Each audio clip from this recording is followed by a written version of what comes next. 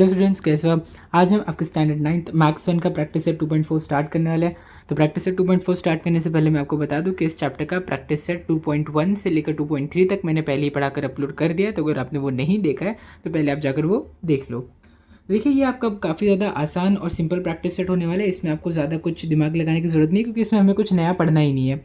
इसमें ना सिंपली आपको जो जो दिया गया है मल्टीप्लिकेशन वो आपको खाली करना है। इसमें सिंपली आपको बस मल्टीप्लाई करने आना चाहिए। और मल्टीप्लिकेशन तो हमने प्रैक्टिस सेट 2.3 में ही देख लिया था कि कैसे करते हैं। सर्ड्स का या कोई भी रैशनल नंबर है उसका हम कैसे मल्टीप्लिकेशन करते हैं तो हमने पहले ही देख लिया था। अभी यहाँ पे हमें इसको बोला गया है करना है। हम देखते हैं यहाँ पे हमें क्या करना है। Multiply √3 by √7 minus √3। तो ये आपका फर्स्ट क्वेश्चन। सबसे पहले क्वेश्चन में आपको बोला गया है कि √3 को मल्टीप्लाई करना है हमें किससे,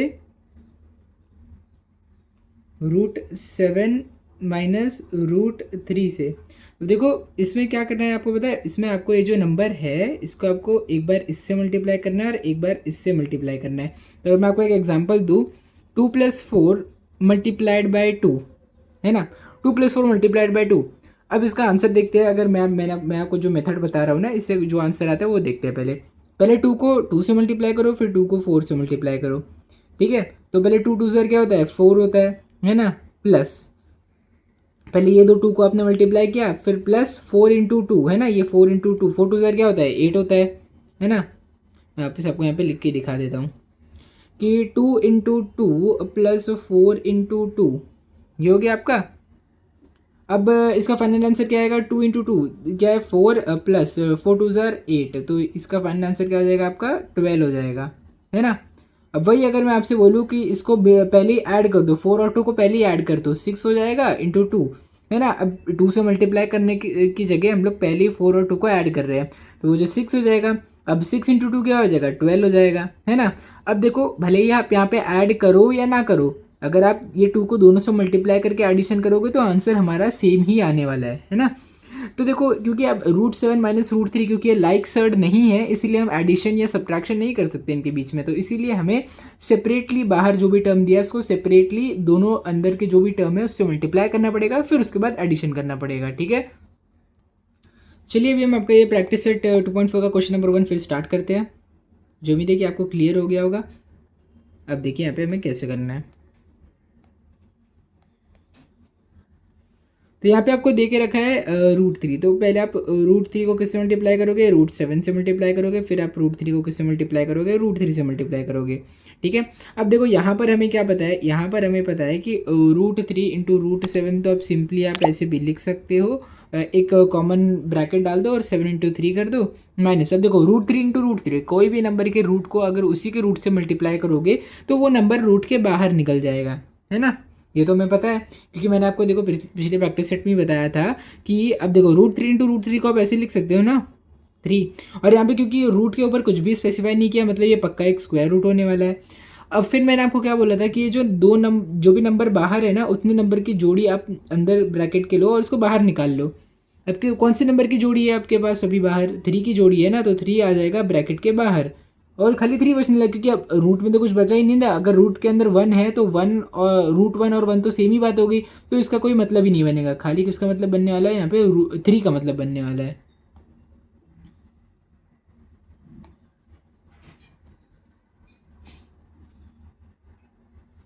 ठीक है, तो ये आपका क्या आ जाएगा √21 माइनस 3 हो जाएगा। ये हो गया आपका फर्स्ट क्वेश्चन का आंसर। काफ़ी ज़्यादा सिंपल था, आप इसको अच्छे से नोट कर लीजिए। फिर हम आपका क्वेश्चन नंबर 2 स्टार्ट करते हैं। देखिए ये आपका क्वेश्चन नंबर 2, ये पहले से मैंने आपके लिए नोट करके रखा है। मैं आपको एक्सप्लेन करता हूँ कि इसको कैसे करना है। अब देखो इस बार आपको √5 माइनस √7 × √2 दे के रखा है। तो पहले आप √2 को किससे मल्टीप्लाई करोगे, √5 से मल्टीप्लाई करोगे, फिर √7 को भी √2 से मल्टीप्लाई करोगे, है ना। सो √5 × √10, ये आंसर क्या आ जाएगा 5 2 ज़ार 10, लेकिन ऊपर रूट भी तो है ना, तो ये हो जाएगा √10। अब ये √7 × √14, सॉरी √7 × √2। अब 7 2 सर क्या होता है 14 होता है, लेकिन यहाँ पे रूट भी है तो आंसर आपका क्या आ जाएगा √17, है ना। तो ये भी आपका काफ़ी ज़्यादा सिंपल क्वेश्चन था। अभी हम करते हैं आपका क्वेश्चन नंबर 3। क्वेश्चन नंबर 3 में आपको थोड़ा सा प्रॉब्लम आ सकती है, लेकिन आपको अच्छे से इस लेक्चर को देखना है, फिर आपको प्रॉब्लम नहीं आएगी उसमें। ठीक है, मैं भी आपको बताता हूँ, आपको एकदम ध्यान से इस क्वेश्चन को सॉल्व करना है। तो देखिए यहाँ पर आपको 3√2 माइनस √3, 3√2 माइनस √3 ये जो टर्म है इसको मल्टीप्लाई करना है 4√3 माइनस √2 से। ठीक है, देखिए पिछले क्वेश्चन में क्या था कि आपका जो रूट था वो सिंगल टर्म था, लेकिन यहाँ पर ये जो है ये सिंगल टर्म थोड़ी है, ये डबल टर्म है। तो अभी आपको यहाँ पे आपको डबल टर्म से मल्टीप्लाई करना पड़ेगा, तो इसलिए हम थोड़ा सिंप्लीफिकेशन करना चाहते हैं, है ना। देखो काफ़ी ज़्यादा कॉम्प्लेक्स हो जाएगा, एक साथ आपको ढेर सारी चीज़ें यहाँ पे सोचनी पड़ेगी, इसीलिए हम पहले इसको थोड़ा सिंप्लीफाई कर लेते हैं, फिर हम इसको अच्छे से सॉल्व करेंगे। तो ये जो टर्म है ना यहाँ पे 4√3 माइनस √2, इस टर्म को हम लोग ने बोल दिया कि इसको y एज्यूम कर लो, है ना, ताकि थोड़ा सिंपल ऐसा कुछ रिलेशन बन जाए। ओके, तो क्योंकि हमने इसको y मान लिया तो अब इसकी जगह आप क्या लिख सकते हो, y लिख सकते हो, है ना। 3√2 माइनस √3 तो वैसे ही रहेगा, लेकिन 4√3 माइनस √2 की जगह आपका y आ जाएगा। अब ये y को आपको दोनों से मल्टीप्लाई करना पड़ेगा, है ना। एक बार 3√2 से, फिर उसके बाद √3 से, दोनों से एक एक करके मल्टीप्लाई करना पड़ेगा। फिर क्या हो जाएगा 3√2 minus 3√2 into Y minus √3 into Y, है ना।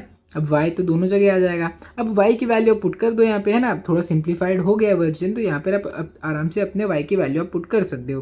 तो y की वैल्यू क्या थी 4√3 माइनस √2, 4√3 माइनस √2, है ना। और बाहर क्या है 3√2 और यहाँ पर बाहर क्या है √3। अब आप दोनों को एक एक करके अंदर मल्टीप्लाई करोगे, एक बार इसको करोगे फिर एक बार इसको करोगे।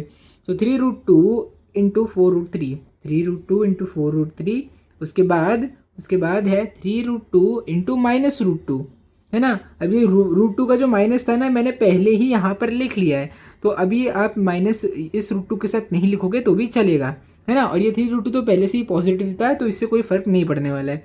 सो क्या आ जाएगा आपका 3√2 इंटू √2, है ना। अब यहाँ पर भी देखो ये जो √3 का माइनस है ये पहले ही मैंने यहाँ पर लिख दिया है, और यहाँ पर तो पॉजिटिव तो वैसे भी फर्क नहीं पड़ेगा। सो √3 इंटू 4√3, तो √3 को आपने मल्टीप्लाई किया 4√3 से, और इस बार ये देखो यहाँ पर भी इसका जो माइनस है ये बाहर यहाँ पर मैंने लिखा है, और √3 का माइनस √3 के साथ है, ठीक है। और ये तो आपको अच्छे से पता होगी, मुझे लगता भी नहीं कि मुझे बताने की ज़रूरत है कि किसी भी दो नेगेटिव नंबर को अगर आप मल्टीप्लाई करोगे एक दूसरे से तो वो अपने आप पॉजिटिव बन जाएगा, है ना। तो इसीलिए देखो यहाँ पर पॉजिटिव √6 है, √2 इंटू √3 क्या होगा √6 होगा, लेकिन ये पॉजिटिव है। पॉजिटिव क्यों है, क्योंकि दोनों के दोनों नेगेटिव है ना। अब चलिए आगे देखते हैं। तो देखो जब आप ये जो रूट के बाहर जो भी टर्म है ये इसको तो आप सिंपली मल्टीप्लाई कर सकते हो। 3 इंटू 4 क्या होता है 12 होता है। रूट के अंदर कौन सा टर्म है 2 और 3। अब 2 3 सर क्या होता है 6 होता है, लेकिन क्योंकि वो रूट के अंदर है तो ये भी रूट के अंदर होगा, है ना। अब ये तो आपको पता ही, देखो 3 तो वैसे का वैसे ही रहेगा जैसे था। √2 इंटू √2 मैंने आपको बोला था कोई भी नंबर को अगर उसके ही रूट से मल्टीप्लाई करोगे तो वो नंबर का रूट हट जाएगा। अब क्योंकि आपने √2 को ही √2 से मल्टीप्लाई कर दिया तो √2 का जो रूट था वो हट गया और ये सिंपली बन गया 2, ठीक है। अब देखिए इस बार क्या है यहाँ पे आपका √3 इंटू √3, √3 दो बार है तो उसकी जगह आप सिंपली 3 भी लिख सकते हो, और 4 तो वैसे का वैसा ही रहेगा, और नेगेटिव भी वैसे का वैसा ही रहेगा जैसे ऊपर था, है ना। ये तो मैंने आपको बता दिया कि माइनस माइनस प्लस हो जाएगा, और √3 इंटू √2 हमारा हो जाएगा √6। और देखो यहाँ पे प्लस √6 है ना, तो 12√6 प्लस √6 आप करोगे तो क्या आंसर आपको मिलेगा, वो हो जाएगा आपका 13√6, है ना। 3 2 ज़र क्या है आपका 6, 3 2 ज़र 6, 4 3 ज़र क्या होता है, देखो ये जो आपका √6 था ना मैंने इसको पहले ही लिख लिया है ना, 12√6 के साथ मैंने इसको पहले ही लिख लिया। मैंने क्यों लिखा इसको पहले ही 12√6 के साथ, क्योंकि दोनों के दोनों थोड़े बहुत सिमिलर टर्म्स थे ना। और देखो यहाँ पर क्योंकि बाहर कुछ भी नहीं लिखा है √6 के, आप सिंपली क्या अज्यूम कर सकते हो क्योंकि यहाँ पर 1 था, है ना। यहाँ पर आप सिंपली 1 भी अज्यूम कर सकते हो, और फिर जब आप √6 कॉमन ले लोगे तो बाहर अंदर क्या बचेगा, ब्रैकेट के अंदर बचेगा आपका 12 + 1 जो कि हो जाएगा 13। तो फाइनल आंसर क्या आ गया 13√6, ठीक है। अब देखिए इसके बाद -6 -12, अब दोनों के दोनों नेगेटिव है तो दोनों नंबर ऐड हो जाएंगे, है ना। आंसर क्या हो जाएगा 18 हो जाएगा, और जो दोनों नंबर का साइन था वो साइन बाहर आ जाएगा -18, क्योंकि -6 -12 ये +18 नहीं होता है, होता है -18, है ना। तो यहाँ पर देखिए यहाँ पर आपका क्वेश्चन नंबर 3 भी कंप्लीट हो गया है। तो इसमें देखो इसमें ज़्यादा कुछ आपको प्रॉब्लम की ज़रूरत नहीं थी, अगर सिंपली आप पहले ही इसको y एज्यूम कर लोगे, ये जो आपको दिया गया है यहाँ पे ये टर्म, इसको पहले ही y एज्यूम कर लो, y को दोनों से मल्टीप्लाई करो जैसे यहाँ पे किया, फिर y को खोल दो, है ना, मतलब y की जो वैल्यू थी उसको पुट कर दो, और धीरे धीरे धीरे धीरे मल्टीप्लीकेशन और एडिशन करके अपने आंसर पे आ जाओ, है ना। तो मुझे उम्मीद है कि आपको एकदम अच्छे तरीके से क्लियर हो गया होगा, आप इसको अच्छे से नोट कर लीजिए, फिर हम आपका नेक्स्ट क्वेश्चन स्टार्ट करते हैं। देखो यहाँ पर आपको क्या बोला गया, इस क्वेश्चन में आपको बोला गया रैशनलाइज द डिनोमिनेटर। इसका मतलब क्या है कि जो डिनोमिनेटर है ना इन क्वेश्चंस में सबका, वो एक इरेशनल नंबर है और आपको ये जो डिनोमिनेटर है इसको एक रैशनल नंबर में कन्वर्ट करना है। अब देखो एक ट्रिक होती है, एक बहुत ही ज़्यादा सिंपल ट्रिक है। देखो ये तो मुझे उम्मीद है कि आपको पता ही होगा कि √7 + √2 ये जो है ये पूरा का पूरा एक इरेशनल टर्म है, आपको पता ही होगा। लेकिन एक सिंपल ट्रिक होती है। क्या है आपकी सिंपल ट्रिक कि अभी मान लो मैं दो नंबर लिख रहा हूँ जो कि है आपके a+b या a-b, जो भी आपका मन है आप इसको अज्यूम कर लो, है ना, कोई भी। अभी यहाँ पे देखो फॉर एग्जांपल मैंने यहाँ पे बीच में प्लस साइन लिया है। ए भी एक इरेशनल नंबर है, बी भी एक इरेशनल नंबर है, ठीक है, दोनों के दोनों एक इरेशनल नंबर है। अब मुझे इन दोनों को एक रैशनल नंबर में कन्वर्ट करना है, तो मैं क्या करूँगा पता है, सेम वही ए और बी वापस लूंगा और बीच में डाल दूंगा उल्टी साइन। अगर यहाँ पे प्लस है तो माइनस, माइनस है तो प्लस, है ना। ये एक ऐसा नंबर ले लूंगा, अगर यहाँ पे माइनस होता है ना तो मैं यहाँ पे प्लस डालता, लेकिन क्योंकि यहाँ पे प्लस है तो मैं यहाँ पे माइनस डाल दूंगा। अब इन दोनों को एक दूसरे से मल्टीप्लाई कर दो। तो जब आप एक दूसरे से मल्टीप्लाई, देखो a+b × a-b, इसका फॉर्मूला हमें पहले से पता है। इसका फॉर्मूला क्या है, a² - b², ये है इसका फॉर्मूला, है ना, a² - b²। अब देखो एक ऐसा फैक्ट या फिर रूल याद कर लो कि कोई भी इरेशनल नंबर का स्क्वायर हमेशा एक रैशनल नंबर होता है। तो देखो ए इरेशनल नंबर था तो उसका स्क्वायर रैशनल नंबर बन जाएगा, बी जो कि एक इरेशनल नंबर था उसका स्क्वायर भी एक रैशनल नंबर बन जाएगा। तो इसकी वजह से हमारे पास जो नंबर a² - b² की जो भी वैल्यू आएगी या फिर जो भी नंबर हमें मिलेगा a² - b² करके, वो हो जाएगा हमारा एक रैशनल नंबर। ठीक है, तो चलिए अभी आपका ये क्वेश्चन हम स्टार्ट करते हैं।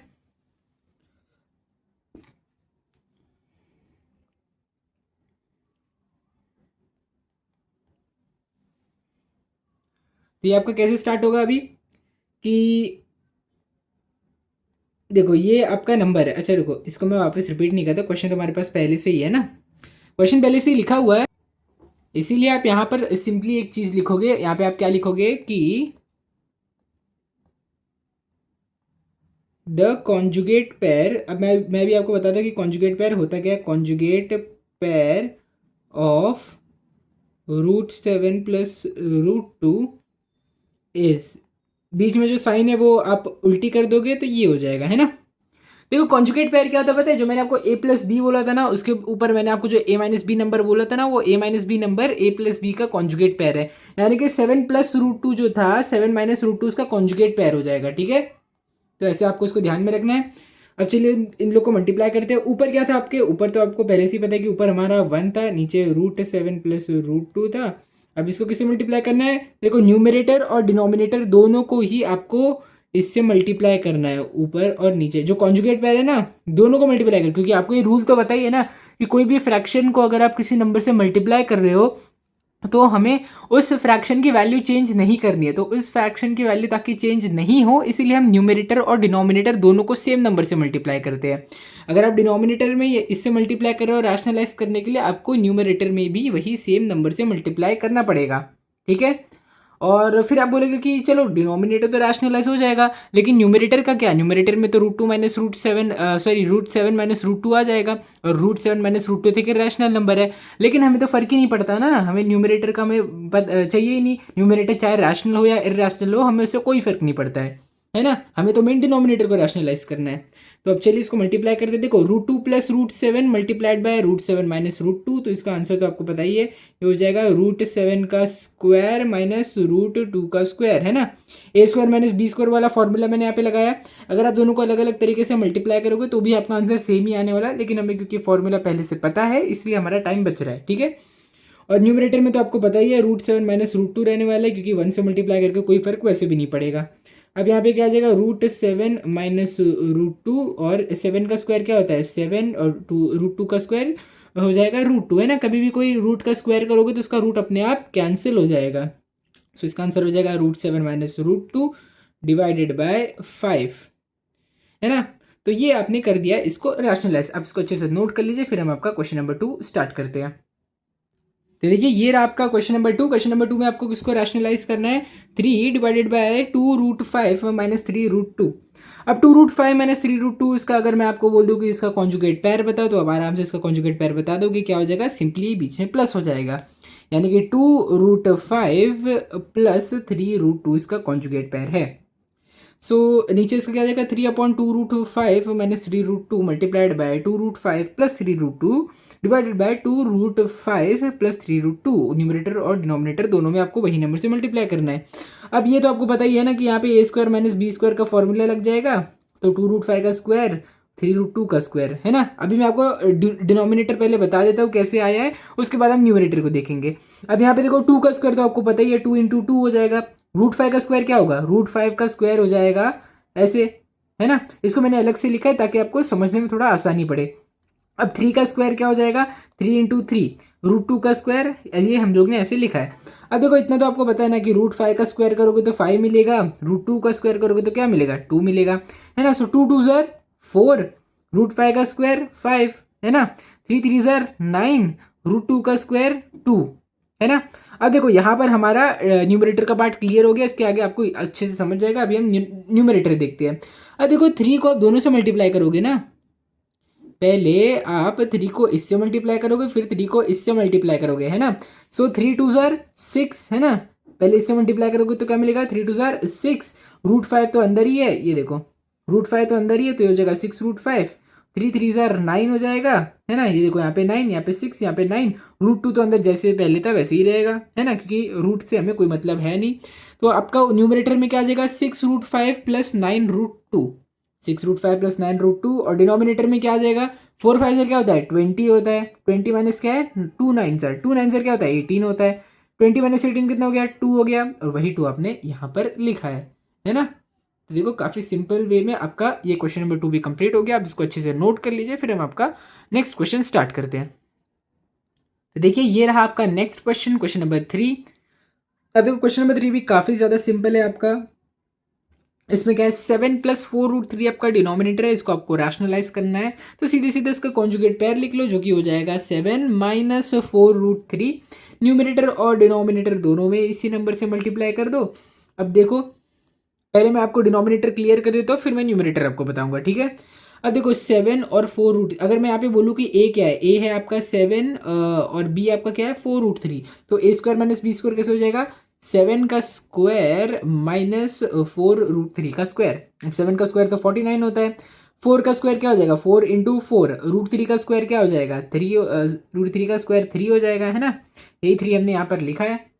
अब देखो 49 पहले से था, 4 का स्क्वायर 16 हो जाएगा, √3 का स्क्वायर 3 हो जाएगा, तो 49 माइनस 16 × 3, 16 × 3 कितना हो जाएगा आपका, 48 हो जाएगा ना। तो यहाँ पे मैं आपका लिख देता हूँ कि जगह 49 माइनस 48, अब 49 माइनस 48 कितना होता है, 1 हो जाएगा, जो कि हमने यहाँ पर लिखा है 1। अब न्यूमरेटर की बात देखते हैं। न्यूमरेटर में पहले आप 4 को 7 से मल्टीप्लाई करोगे, फिर आप 4 को 4√3 से मल्टीप्लाई करोगे, ठीक है। अब जब 4 को 7 से मल्टीप्लाई करोगे तो आंसर क्या मिलेगा, 28, है ना। अब 4 को 4√3 से मल्टीप्लाई करोगे, देखो 4 × 4√3। अब सिंपली आपको 4 × 4 करना है, कितना हो जाएगा 16, और अंदर का √3 तो वैसे का वैसा ही रहेगा, उसमें कोई भी चेंज नहीं आने वाला। तो यहाँ पर क्या आ जाएगा 16√3, वो भी माइनस साइन के साथ, क्योंकि ये -4√3 था, है ना। देखिए यहाँ पर आपका ये क्वेश्चन नंबर 3 भी कंप्लीट हो गया है। आप इसको अच्छे से नोट कर लीजिए, फिर हम आपका नेक्स्ट क्वेश्चन स्टार्ट करते हैं। देखिए ये रहा आपका क्वेश्चन नंबर 4। क्वेश्चन नंबर 4 ये आपका लास्ट क्वेश्चन है, और साथ ही साथ ये सब लास्ट सब क्वेश्चन होने के साथ साथ आपके प्रैक्टिस सेट 2.4 का भी लास्ट क्वेश्चन होने वाला है, ठीक है। काफ़ी छोटा प्रैक्टिस सेट था, जल्दी से हम इसको भी ख़त्म कर लेते हैं। तो देखिए यहाँ पर आपको क्या दिया गया है कि √5 + √3 है, यहाँ पर आपका डिनोमिनेटर है, तो सिंपली हम इसका कॉन्जुगेट पेयर लिख लेंगे, जो कि क्या हो जाएगा, √5। देखिए यहाँ पर आपको छोटा सा यहाँ पे करेक्शन करना है। तो करेक्शन क्या था कि यहाँ पर मैंने आपका लिखा था कॉन्जुगेट पेयर ऑफ √5 - √3 इज √5 + √3, लेकिन डिनोमिनेटर में आपका √5 + √3 है ना, तो इसीलिए हमारा कॉन्जुगेट पेयर √5 - √3 हो जाएगा, ठीक है। तो देखिए यहाँ पर आपका न्यूमरेटर में क्या था, √5 - √3, और डिनोमिनेटर में था √5 + √3। तो हमने न्यूमरेटर और डिनोमिनेटर किसको मल्टीप्लाई करना है, √5 - √3 से। अब देखो √5 - √3, √5 - √3, ये दोनों अगर आप देखोगे तो आपको सिंपली क्या दिखेगा, a - b multiplied by a - b, है ना। दोनों सिमिलर टर्म है ना, ए माइनस बी, तो क्या हो जाएगा ए माइनस बी का स्क्वायर यानी कि √5 माइनस √3 का स्क्वायर, और डिनोमिनेटर में तो आपको पता ही है ए स्क्वायर माइनस बी स्क्वायर जो कि है √5 का स्क्वायर माइनस √3 का स्क्वायर। अब यहाँ पर हम फॉर्मूला कौन से लगाएंगे, A square A minus B whole square is equal to A square plus B square minus of 2ab। तो ए स्क्वायर यानी कि √5, बी स्क्वायर यानी कि √3 माइनस 2 इंटू ए जो कि है √5 और बी जो कि है आपका √3। अब √5 का स्क्वायर तो 5 हो जाएगा, √3 का स्क्वायर 3 हो जाएगा माइनस ऑफ 2 से किसको मल्टीप्लाई करना है, √5 इंटू √3। अब 3 5 का होता है 15, तो आंसर आ जाएगा √15।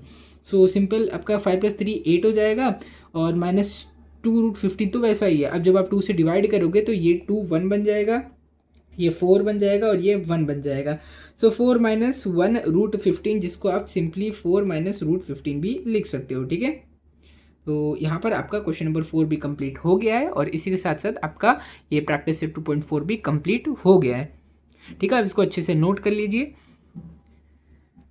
काफ़ी ज़्यादा छोटा प्रैक्टिस सेट था और काफ़ी ज़्यादा सिंपल और आसान प्रैक्टिस सेट भी था। पिछला प्रैक्टिस सेट आपका बहुत ज़्यादा लेंदी तो था लेकिन टफ तो नहीं था, बहुत ज़्यादा आसान प्रैक्टिस सेट था। अब इसके बाद जो हम करने वाले हैं ना प्रैक्टिस सेट 2.5, वो इससे भी ज़्यादा आसान होने वाला है, ठीक है। मुझे तो लगता है मुझे कराने की भी ज़रूरत नहीं है, अगर आप देखोगे तो आप खुद भी वो आराम से कर सकते हो, लेकिन मैं आपको एक वीडियो में वो एक्सप्लेन करके अब बता दूंगा, ठीक है।